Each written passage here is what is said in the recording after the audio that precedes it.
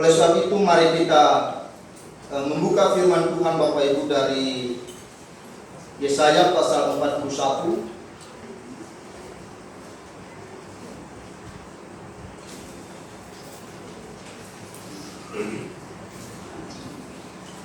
Yesaya pasal 41 ayat 13 sampai 16.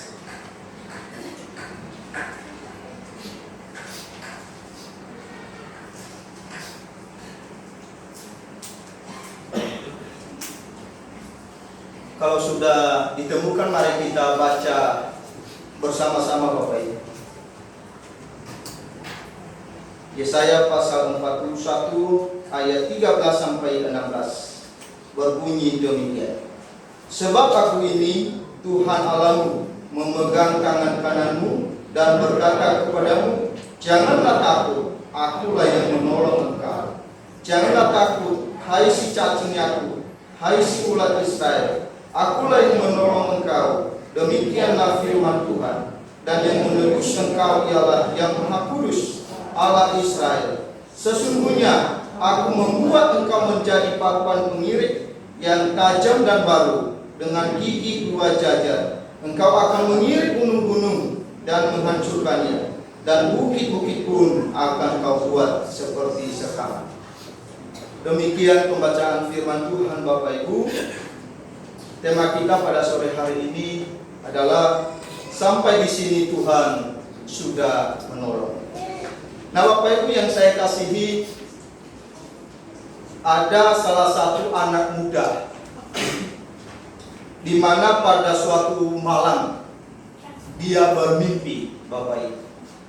Di dalam mimpinya itu Bapak Ibu, dia sedang bersama dengan Tuhan di pinggir pantai. Lalu anak muda ini dia berjalan jauh Bapak Ibu. Dia berjalan jauh, lalu di tengah-tengah perjalanannya itu dia menoleh ke belakang. Lalu ketika dia menoleh ke belakang, dia melihat ada 4 pasang jejak telapak kaki. Lalu kemudian anak muda ini terus berjalan. Lalu kembali dia menoleh ke belakang. Dia kembali menoleh ke belakang. Tetapi yang dia lihat sekarang tinggal 1 pasang jejak telapak kaki. Lalu dia bertanya-tanya di dalam hatinya, loh, tadi waktu saya lihat pertama ada 4 pasang, tetapi sekarang kok tinggal 2. Lalu dia bertanya kepada Tuhan, Tuhan, kenapa tinggal 1 pasang jejak kaki? Padahal tadi pertama saya lihat ada 4. Lalu Tuhan menjawab, anakku, memang waktu pertama kali kita berjalan ada 4 pasang jejak telapak kaki. Tetapi sekarang engkau lihat tinggal 2 pasang. Dan yang 2 pasang itu adalah telapak kaki saya. Setelah anak muda ini mendengar hal itu Bapak Ibu, dia sangat heran. Lalu Tuhan berkata kepada dia, anakku, saya tahu bahwa engkau begitu lelah. Saya tahu bahwa engkau begitu capek berjalan. Itulah sebabnya saya menggendong. Jadi engkau tidak perlu lagi berjalan. Saya yang berjalan di depan. Nah Bapak Ibu yang saya kasihi, ketika kita melihat jejak 1 tahun lamanya, begitu banyak dinamika kehidupan kita. Suka duka, tangis dan tawa kita boleh lalui. Tetapi satu hal yang kita perlu tahu bahwa Tuhan tidak pernah meninggalkan kita. Amin. Kita perlu mengetahui bahwa 1 tahun lamanya bukan waktu yang singkat Bapak Ibu, begitu panjang. Dan di dalamnya begitu banyak kita lalui persoalan dan permasalahan. Tetapi kalau kita boleh ada sampai saat ini, itu adalah pertolongan Tuhan. Itulah sebabnya tema kita pada hari ini Bapak Ibu. Sampai di sini Tuhan sudah menolong. Saya percaya bahwa kita yang sudah berkumpul di tempat ini, tentunya begitu banyak permasalahan-permasalahan. Entah itu di dalam studi, di dalam pekerjaan, di dalam keluarga sekalipun. Pasti kita mempunyai masalah yang bervariatif. Tetapi perlu kita sadari bahwa kita bisa melewati 1 tahun lamanya dengan permasalahan-permasalahan yang ada. Itu adalah pertolongan Tuhan. Ini penting bagi kita Bapak Ibu. Kita perlu sadari. Nah jadi Bapak Ibu, Tuhan sudah menolong kita di tahun 2023. Dan tentunya Tuhan yang sama juga yang menolong kita di tahun 2024. Jadi Tuhan tidak pernah berubah. Jangan pikir bahwa Tuhan yang di 2023 akan berbeda Tuhan yang 2024. Tidak. Dia tetap sama. Dia tetap sama untuk menolong kita. Nah oleh sebab itu Bapak Ibu, apa yang perlu kita lakukan? Ya, apa yang perlu kita lakukan dalam menjalani kehidupan kita di tahun 2024 ini? Yang perlu kita lakukan yang pertama adalah janganlah takut. Janganlah takut. Di dalam ayat 13b dan 14a dikatakan di sana Bapak Ibu, sebab aku ini Tuhan Allahmu, memegang tangan kananmu dan berkata kepadamu, janganlah takut, akulah yang menolong engkau. Lalu pasal ayat 14a dikatakan di sana, janganlah takut. Nah Bapak Ibu yang saya kasihi, tentunya semua orang pasti pernah mengalami yang namanya ketakutan Bapak Ibu. Entah itu kita takut di dalam menghadapi realita-realita kehidupan kita. Entah itu kita takut menjalani kehidupan kita di tahun 2024 ini yang belum pasti. Pastinya kita semua yang ada di sini pasti pernah mengalami yang namanya ketakutan. Entah dia takut nanti ke depan, bagaimana saya memberikan anak saya makan. Bagaimana saya memenuhi keperluan anak-anak saya. Bagaimana saya menyekolahkan anak saya. Bagaimana studi saya. Bagaimana masa depan saya. Bagaimana saya bisa mendapatkan pasangan hidup begitu ya. Jadi pasti kita pernah mengalami yang namanya ketakutan. Tetapi ingat bahwa dalam keadaan tertentu Bapak Ibu, ketakutan itu sangat perlu. Betul ya? Ketakutan itu sangat perlu Bapak Ibu. Kenapa? Untuk menghindari kita dari kesombongan. Untuk menghindari kita dari ketinggian hati. Ya pasti di Natal ini Bapak Ibu pasti begitu banyak persiapan-persiapan. Apalagi tim dekor pasti merasa takut nanti kalau tidak selesai, tidak enak kepada seluruh jemaat begitu. Nah jadi di dalam keadaan tertentu perlu adanya ketakutan supaya ada persiapan yang matang. Tetapi Bapak Ibu yang saya kasihi, mengalami ketakutan dan dikuasai oleh ketakutan itu sangat berbeda Bapak Ibu. Ya, mengalami ketakutan itu adalah natural, itu wajar. Siapa orang sih yang tidak pernah takut? Ya. Kita lewat kuburan aja udah ketakutan loh. Tidak ada di sini. Karena di sekitar ini nggak ada kuburan. Itu ketakutan itu natural, jadi hal biasa. Tetapi dikuasai oleh ketakutan itu adalah pilihan. Ya, di saat kita memilih untuk takut, maka disitulah kita tenggelam di dalam ketakutan. Wah, saya takut untuk melangkah ke depan. Saya takut untuk melanjut kuliah. Takutnya nanti tidak ada biaya. Saya takut untuk menyekolahkan anak saya. Nanti takutnya tidak ada biaya begitu. Saya takut untuk melayani Tuhan. Nanti biaya hidup saya tidak terjamin. Saya takut menikah. Nanti bagaimana saya? memenuhi keperluan keluarga. Jadi pasti itu adalah pilihan bagi kita. Ketika kita memilih untuk terus takut dan takut untuk melangkah ke depan, itu yang disebut dengan dikuasai oleh ketakutan, seolah-olah tidak ada lagi jalan keluar. Tidak ada resolusi bagi kita.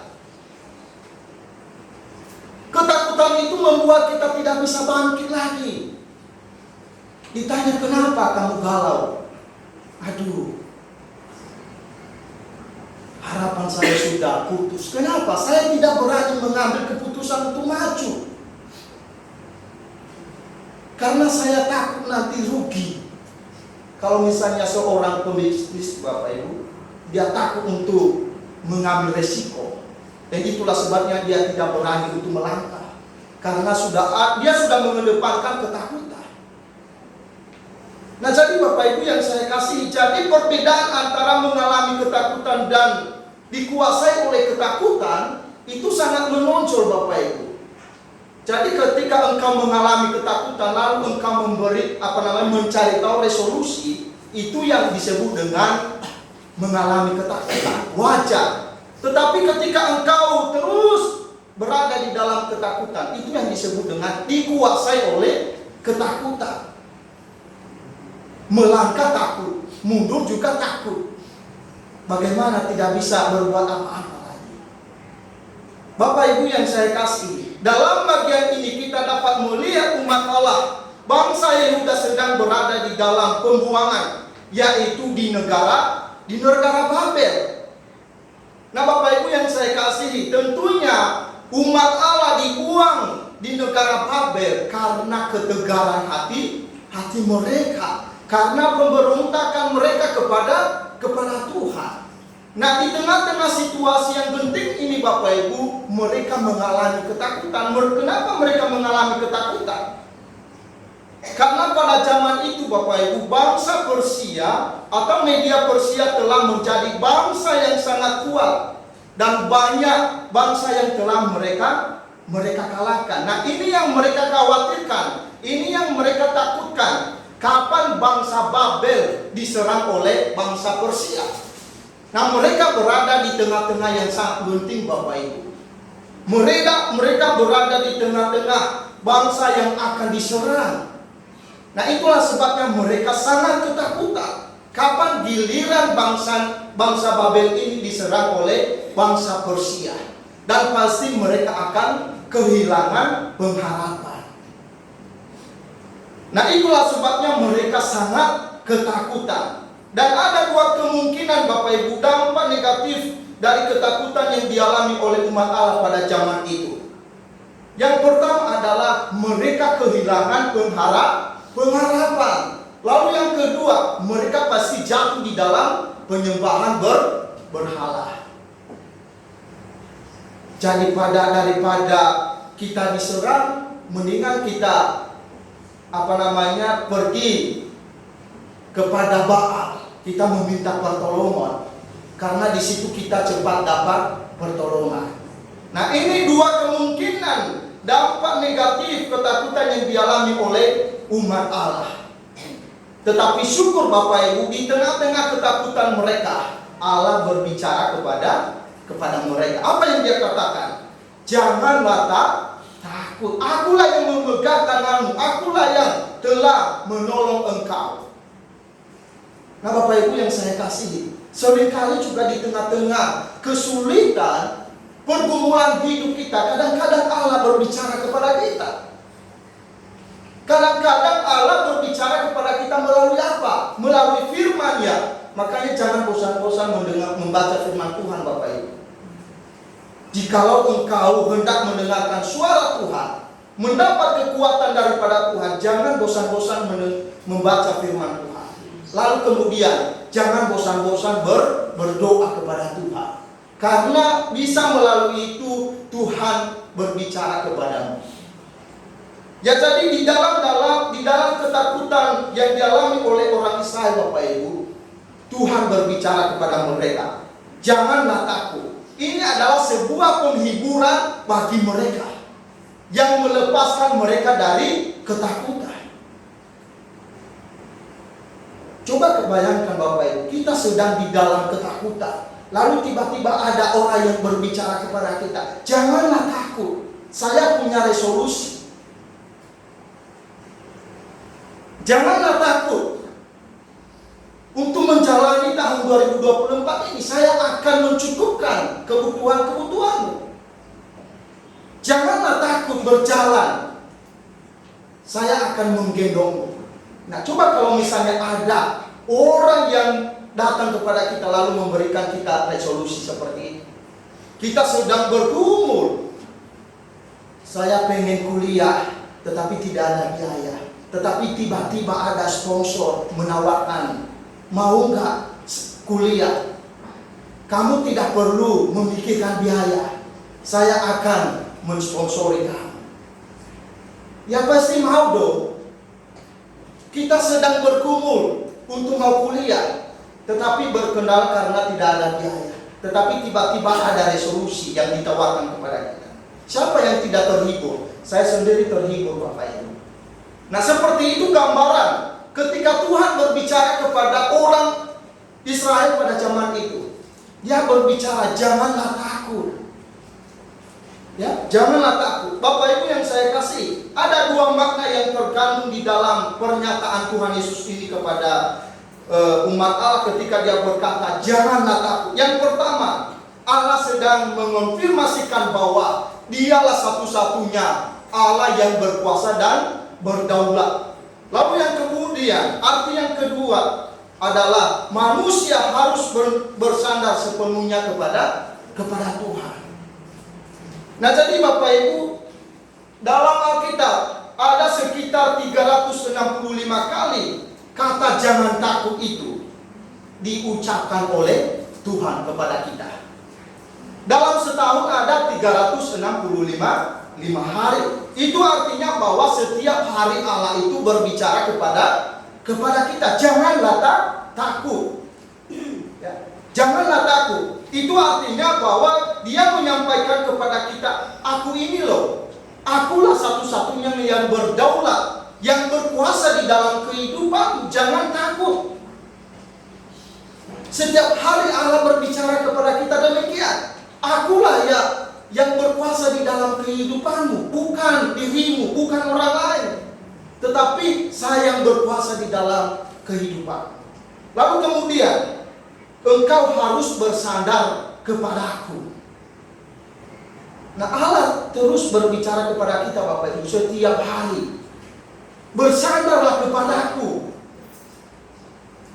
Bersandarlah kepadaku, bergantunglah sepenuhnya kepadaku. Jangan bersandar pada pengertianmu sendiri. Bersandarlah kepadaku. Nah, jadi Bapak Ibu yang saya kasihi, ketika Tuhan Yesus berkata, dialah satu-satunya yang berkuasa dan berdaulat, dia merindukan kita supaya kita terus bergantung sepenuhnya kepada dia. Jangan bergantung pada harta Bapak Ibu. Jangan bergantung pada apa yang engkau miliki saat ini, karena suatu saat itu akan lenyap. Itu adalah hal yang sementara. Kita tidak tahu kapan Tuhan panggil kita. Salah satu video yang saya tonton Bapak Ibu, di mana salah satu gereja sedang mempersembahkan pujian, lalu ada seseorang yang sedang memimpin konduktor di depan. Lalu begitu semangat awal-awalnya, tetapi setelah itu lama-lama lalu diajak dan dinyatakan bahwa orang itu sudah meninggal. Nah, jadi kita tidak tahu kapan Tuhan panggil kita. Itulah sebabnya kenapa kita harus bergantung sepenuhnya kepada Tuhan. Jangan bergantung pada hartamu. Jangan bergantung pada profesimu. Harus bergantung kepada Tuhan. Jadi setiap hari loh Tuhan berbicara kepada kita. Bukan hanya sekedar jangan takut, tetapi sebetulnya Tuhan sedang menyatakan, aku loh yang berkuasa di dalam kehidupan. Aku loh yang berdaulat di dalam kehidupan. Datanglah kepadaku. Jangan bersandar pada dirimu sendiri. Jangan hanya pada saat Natal engkau datang kepadaku, tetapi datang setiap hari kepada itu. 365 kali Tuhan berkata janganlah takut.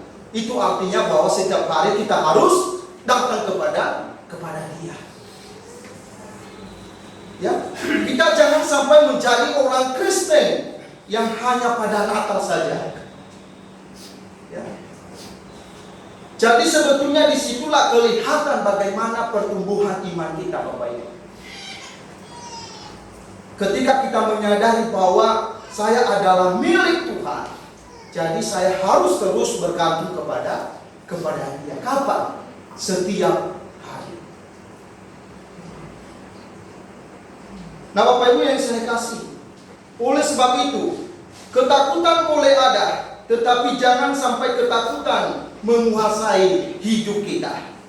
Kita mengawali tahun 2024 ini dengan mengakui bahwa Allah satu-satunya yang berdaulat dan berkuasa di dalam kehidupanku. Dan saya harus bergantung sepenuhnya kepada Tuhan. Mungkin di tahun 2023 kita sudah gagal bersandar kepada Tuhan. Maka sekarang kita harus mengambil sebuah komitmen bahwa di tahun 2024 ini saya harus bergantung sepenuhnya kepada Tuhan. Siapa yang tidak pernah gagal? Pernah gagal. Kita semua sudah pernah gagal. Tetapi jangan sampai kegagalan kita ini kita terus hidupin hal itu. Mari Bapak Ibu, di tahun 2024 ini, mari kita berkomitmen untuk terus bersandar sepenuhnya kepada Tuhan. Lalu poin yang kedua Bapak Ibu, jangan kendor melayani Tuhan. Di dalam Roma pasal 12 ayat 11 dikatakan di sana Bapak Ibu, janganlah hendaknya kerajinanmu kendor, biarlah rohmu menyala-nyala dan layanilah Tuhan. Nah Bapak Ibu yang saya kasihi, masalah yang seringkali membuat seseorang untuk kendor di dalam pelayanan apa? Ada dua aspek Bapak Ibu. Yang pertama, ketika seseorang itu sudah mulai sukses, sudah mulai banyak kekayaan. Lalu yang kedua, ketika seseorang itu menghadapi permasalahan. Ya, ada dua aspek. Awal-awalnya dia tidak punya apa-apa, dia begitu rajin beribadah kepada Tuhan, dia begitu rajin melayani Tuhan, tetapi dia sudah mulai terpopuler, dia sudah mulai sukses, maka dia sudah mulai kendor di hadapan Tuhan. Dia sudah mulai kendor melayani Tuhan. Nah Bapak Ibu ingat, hal itu kegagalan, bukan kesuksesan. Ketika engkau begitu banyak duit, ketika engkau begitu terpopuler, jangan pikir bahwa saya sedang sukses. Ya, engkau gagal ketika engkau sudah mulai kendor di dalam Tuhan. Engkau tidak peduli dengan Tuhan. Engkau tidak peduli pekerjaan-pekerjaan Tuhan. Itu bukan kesuksesan Bapak Ibu, tapi engkau sudah diambang kegagalan. Lalu yang kemudian adalah masalah. Seringkali masalah Bapak Ibu.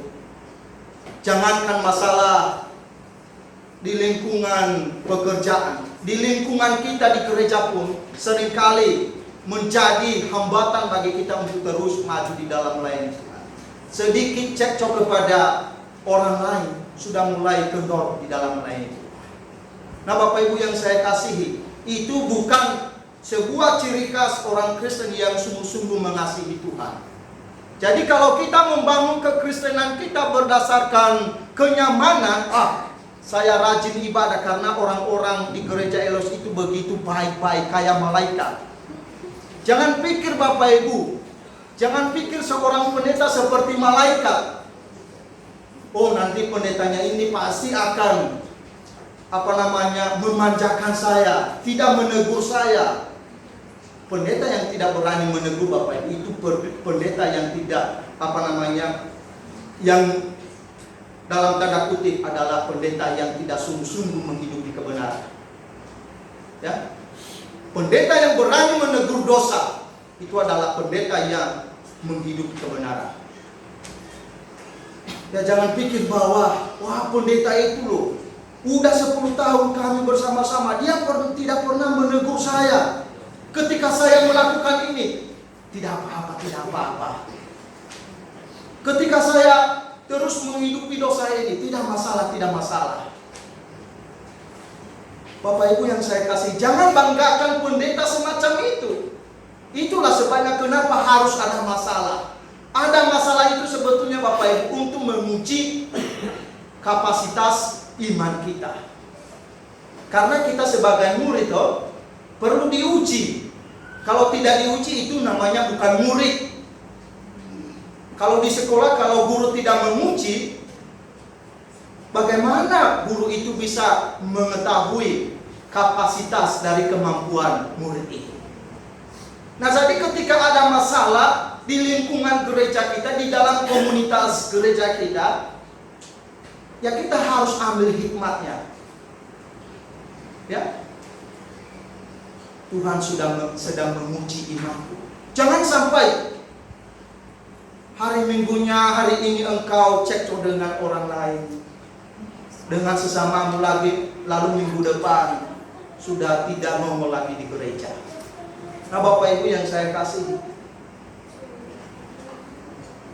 kita mempunyai hubungan, relasi pribadi, lepas pribadi kepada Tuhan. Jangan pikir nanti kalau engkau sudah keluar di gereja, itu hubungan pendeta dengan Tuhan. Itu bukan, tetapi itu hubunganmu secara pribadi dengan Tuhan.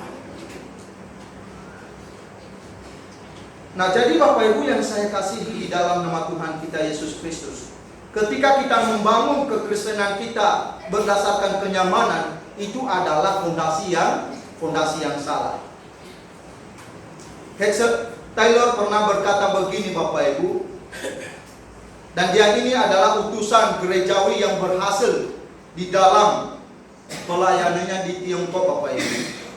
Nah, pada suatu hari Hudson ini dia mewawancarai beberapa pemuda yang pergi melayani Kristus di negara asing.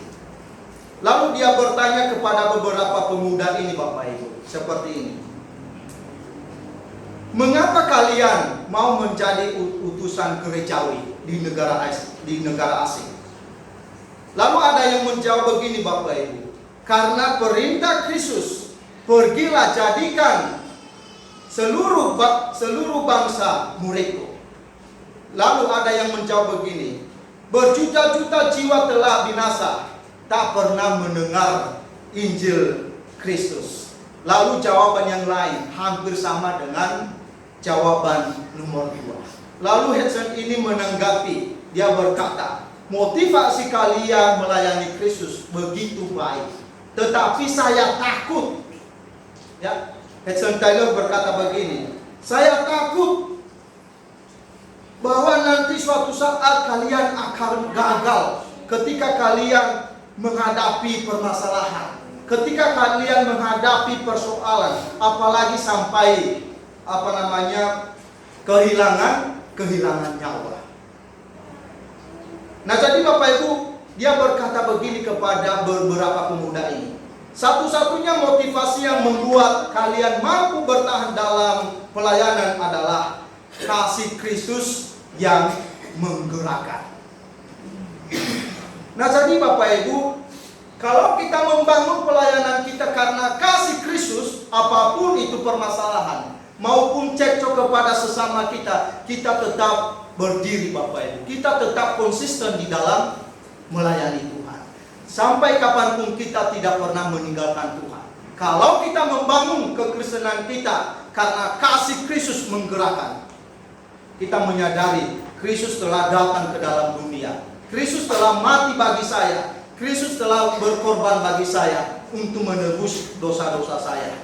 Jadi kalau Kristus sudah menghadapi permasalahan yang sedemikian rupa, maka saya juga harus siap untuk menghadapi. Jadi masalah-masalah pun yang kita hadapi saat ini tidak seberapa Bapak Ibu apa yang telah dikerjakan oleh Kristus di atas kayu salib. Ya. Jadi mari kita membangun kekristenan kita berdasarkan kasih yang menggerakkan. Ya, kasih Kristus yang menggerakkan, bukan karena kenyamanan. Ya. Ada jemaat itu Bapak Ibu, ada orang Kristen yang memilih-milih gereja. Saya lihat dulu gerejanya apakah ada AC. Apakah musiknya kayak diskotik? Banyak orang Kristen. Jadi mereka datang ke gereja untuk mencari kenyamanan. Nah, itu adalah Kristen abal-abal, Bapak Ibu. Jadi ketika ada masalah, maka itu bisa dipastikan bahwa orang itu akan kendor dalam kekristenannya. Nah, jadi Bapak Ibu, sekali lagi, mari kita membangun kekristenan kita dengan kasih Kristus yang menggerakkan, ya, supaya kita tetap bertahan di dalam situasi apapun. Lalu yang ketiga, Bapak Ibu, yaitu merelakan diri untuk dipakai oleh Tuhan. Di dalam Yesaya pasal 41 ayat 15 dikatakan di sana, Bapak Ibu,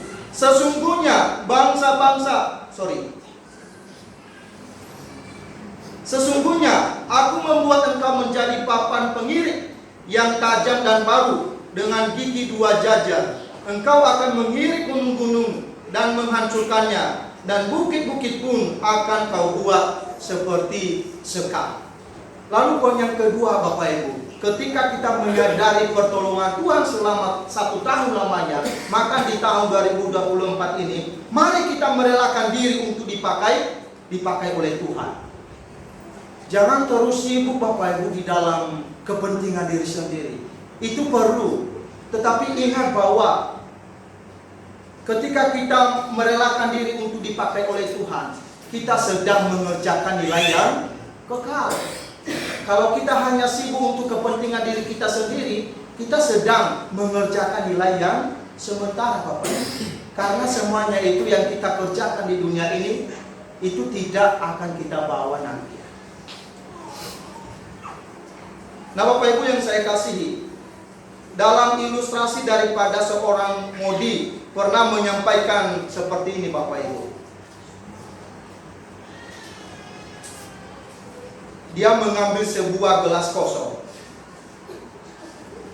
Lalu dia bertanya kepada para pendengarnya begini, Bapak Ibu, dan sekaligus dia meminta saran kepada para pendengarnya. Dia berkata begini, apakah saran kalian agar aku ini dapat mengosongkan udara dari gelas ini? Nah, ada yang menjawab, Bapak Ibu, menghisap keluar udara itu dengan pompa. Modi berkata, boleh, tetapi ketika udara itu nanti dihisap, maka gelasnya akan pecah. Lalu Bapak Ibu, setelah Modi mengemukakan banyak saran dari para pendengarnya, Modi mengambil sebuah pipet, Bapak Ibu, dan mengisikan air dalam gelas itu sampai penuh. Lalu dia berkata, sekarang semua udara dalam gelas ini telah disingkirkan. Jadi udara yang ada di dalam gelas itu, Bapak Ibu, boleh tersingkirkan. Kenapa? Karena Modinya mengisikan air di dalam gelas itu. Nah, Bapak Ibu yang saya kasihi di dalam nama Tuhan kita Yesus Kristus, dengan kekuatan kita sendiri melepaskan, menyingkirkan segala hal-hal buruk di dalam hati kita, itu mustahil, Bapak Ibu. Ya, itu susah. Kita ini adalah orang berdosa, ya, yang selalu cenderung pada hal-hal yang negatif. Jadi mustahil dengan kekuatan kita sendiri menyingkirkan hal-hal yang negatif. Pikiran-pikiran yang kotor itu mustahil. Nah, itulah sebabnya mengapa kita memerlukan pimpinan Tuhan. Nah, itulah sebabnya kita harus membuka hati biar Tuhan bekerja di dalam hati kita. Jadi kalau kita ingin hal-hal negatif yang ada di dalam diri kita tersingkirkan, maka biarkanlah Tuhan yang bekerja di dalam hatimu. Jangan keraskan hatimu. Jadi ketika engkau ingin supaya dosa yang terus menguasai hidup saya, kemalasan yang terus menguasai hidup saya, mari kita buka hati untuk Tuhan, supaya Dia yang menyingkirkan hal itu. Jangan terus hidup di dalam kenyamanan karena hal-hal negatif itu, Bapak Ibu. Jangan terus kita menikmati hal itu, karena itu tidak ada gunanya, Bapak Ibu. Justru itu menyusahkan kehidupan kita. Jadi kalau hal-hal negatif terus menguasai hidup kita, maka sampai kapanpun kita tidak bisa merelakan diri kita untuk mengerjakan pekerjaan-pekerjaan Tuhan. Engkau pun mengerjakan pekerjaan Tuhan kadang-kadang itu secara paksa. Jadi ketika engkau merelakan dirimu di hadapan Tuhan untuk dipakai oleh Tuhan untuk melayani Dia, terlebih dahulu kita harus membereskan hal-hal yang tidak baik di dalam kehidupan kita. Jadi kalau engkau ingin mengerjakan pekerjaan-pekerjaan Tuhan, relakanlah dirimu untuk diproses oleh Tuhan. Bagaimana proses Tuhan? Kadang-kadang proses Tuhan itu menyakitkan Bapak. Ya, menyakitkan. Kadang-kadang sesama kita dipakai oleh Tuhan untuk memproses kita. Keluarga kita kadang-kadang, pendeta kadang-kadang dipakai oleh Tuhan untuk memproses kita. Suami istri kadang-kadang dipakai oleh Tuhan untuk memproses, supaya semua hal-hal yang tidak baik itu disingkirkan. Nah, jadi Bapak Ibu yang saya kasihi, sekali lagi ketika kita mau merelakan diri kita untuk dipakai oleh Tuhan untuk melayani Tuhan, maka terlebih dahulu kita membuka hati untuk Tuhan, supaya hal-hal yang tidak beres di dalam hati kita disingkirkan, sehingga dengan tulus kita melayani Tuhan. Ketika Paulus menyatakan ditawan Roh Kudus, Bapak Ibu, di dalam bagian firman Tuhan yang lain, itu sangat terdengarnya sedikit menakutkan Bapak Ibu ya. Ditawan, yang mengerti ya kalau ditawan. Nah, jadi ketika Rasul Paulus berkata demikian, itu sangat menakutkan, sedikit menakutkan.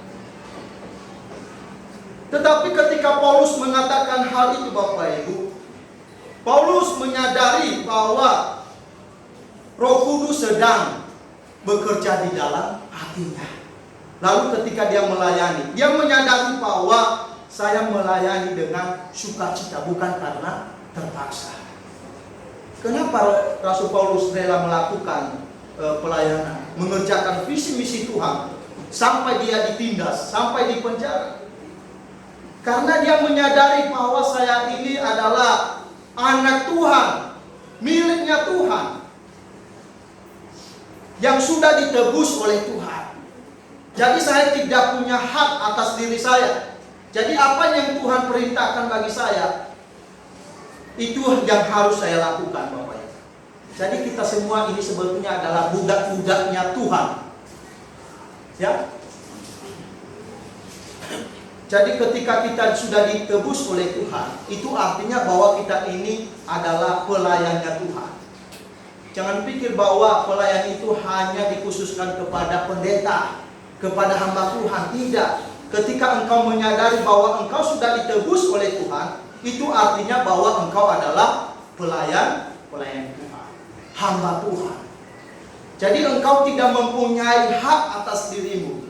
Engkau harus melakukan apa yang Tuhan mau di dalam kehidupan. Tetapi kadang-kadang terbalik Bapak. Justru kadang-kadang terbalik.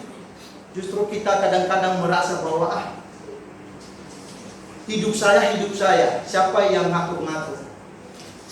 Kalau saya tidak mau melayani Tuhan, tidak ada yang ngatur. Suka-suka saya punya free will Bapak Ibu. Saya punya kebebasan, tidak perlu diatur-atur, tidak perlu disuruh-suruh untuk melayani Tuhan. Saya pengen menikmati masa muda saya ini untuk kebebasan, untuk berfoya-foya, untuk berjalan sana sini. Jadi nggak perlu lagi melayani Tuhan. Itu dikhususkan untuk para pendeta hal itu. Dikhususkan untuk kepada penginjil. Nah, itu adalah konsep yang salah Bapak Ibu. Ketika kita menyadari saya sudah ditebus oleh Tuhan, maka engkau adalah hamba Tuhan, budaknya Tuhan. Ya. Jim Elliot, seorang misionaris Bapak Ibu, pernah berkata begini, bahwa orang yang melepaskan segala yang memang tidak bisa dipertahankan demi mendapatkan hal yang tidak akan mungkin hilang, orang itu adalah orang yang bijak sana.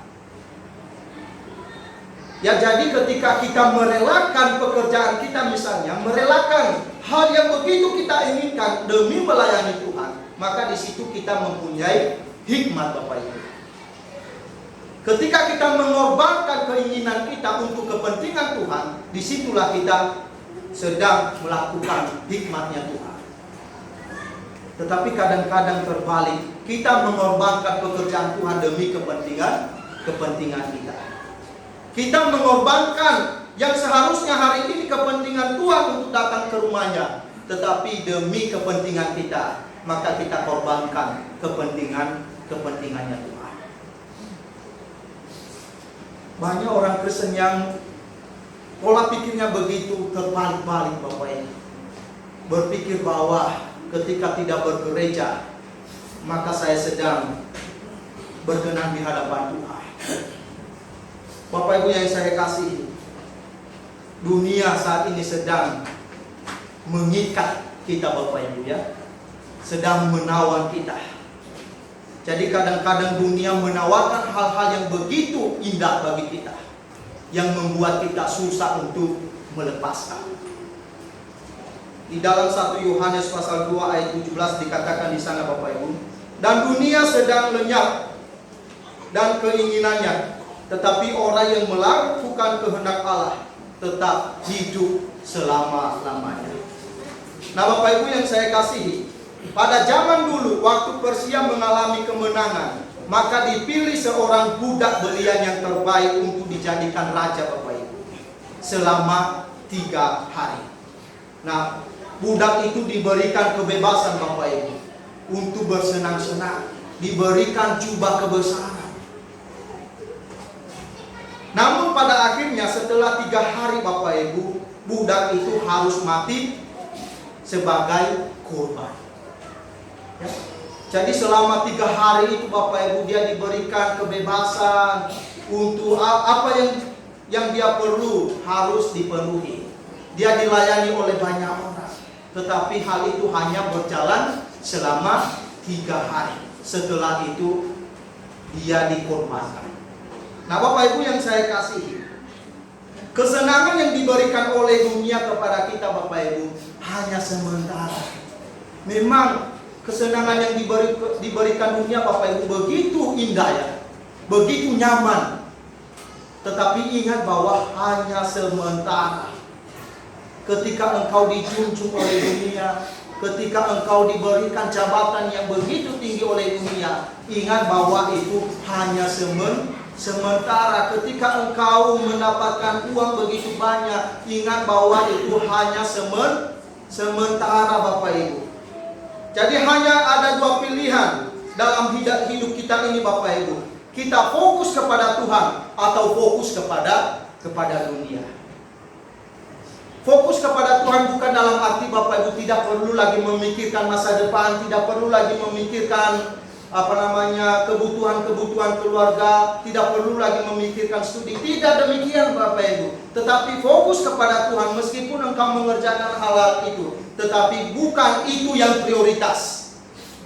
Bukan itu yang menjadi tujuan utama di dalam kehidupan, tetapi Tuhanlah yang menjadi prioritas utama di dalam kehidupan.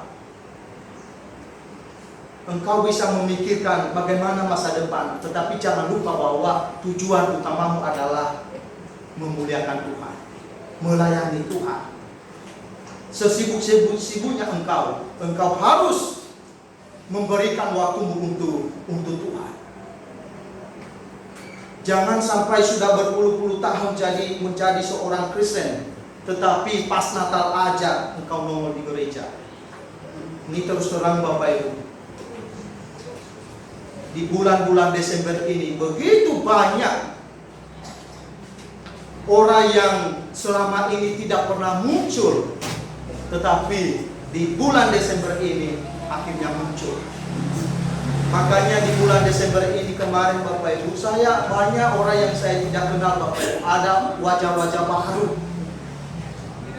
Kenapa? Karena 1 tahun sekali dia datang ke gereja. Ya? Dan bukan hanya di tempat ini, banyak orang Kristen Natalan, Bapak Ibu. Di kampung saya begitu juga. Bahkan ada keluarga yang hanya satu kali dalam setahun dia datang ke gereja. Setiap hari Minggu, di mana tempatnya? Di sana sini. Kenapa tidak ikut gereja? Masih sibuk. Nanti kalau sudah Tuhan panggil. Nah, jadi Bapak Ibu, selagi kita mempunyai kesempatan untuk melayani Tuhan, mari relakanlah dirimu untuk dipakai oleh Tuhan. Apapun profesimu, lakukan itu untuk Tuhan. Ya, di dalam bagian firman Tuhan yang lain dikatakan di sana, apapun yang engkau kerjakan, lakukanlah untuk Tuhan, bukan seperti manusia. Jangan hanya berfokus pada diri sendiri, Bapak Ibu. Pikirkan Tuhan. Di dalam bagian yang lain, Rasul Paulus berkata, pikirkan perkara yang di atas. Jangan terus ke bawah. Nanti kalau ke bawah bisa tersandung ketika engkau berjalan, Bapak Ibu, dan engkau bisa jatuh. Jadi sesekali engkau memikirkan perkara di atas. Sesekali engkau pikirkan pekerjaan Tuhan. Sesekali engkau melayani Tuhan. Sesekali engkau datang kepada Tuhan. Itu permohonan Bapak Ibu, bukan anjuran. Yang Tuhan inginkan di dalam kehidupan kita sesungguhnya setiap hari harus datang kepada Tuhan. Nah, jadi Bapak Ibu, sekali lagi mari kita di dalam menjalani tahun 2024 ini. Mungkin tahun sebelumnya Bapak Ibu, mungkin kita sudah gagal merelakan diri untuk dipakai oleh Tuhan. Maka di tahun 2024 ini, mari kita relakan hati kita untuk dipakai oleh Tuhan dalam aspek apapun. Ya, biarlah melalui firman Tuhan pada sore hari ini Bapak Ibu boleh menolong kita, boleh meneguhkan hati kita untuk terus bergantung sepenuhnya kepada Tuhan dan mengakui Tuhan satu-satunya yang berkuasa dan berdaulat di dalam kehidupan kita. Dan di dalam kita menjalani kehidupan kita di tahun 2024 ini, janganlah takut. Lalu yang kedua tadi, janganlah kendor di dalam melayani Tuhan. Ketika engkau sudah melayani Tuhan di tahun 2023, maka terus lakukan di tahun 2024. Ketika engkau rajin beribadah di tahun 2023, terus lakukan hal itu. Kalau boleh, engkau harus libatkan dirimu di dalam melayani Tuhan. Lalu yang ketiga adalah relakan hatimu untuk dipakai oleh Tuhan. Mari kita berdoa.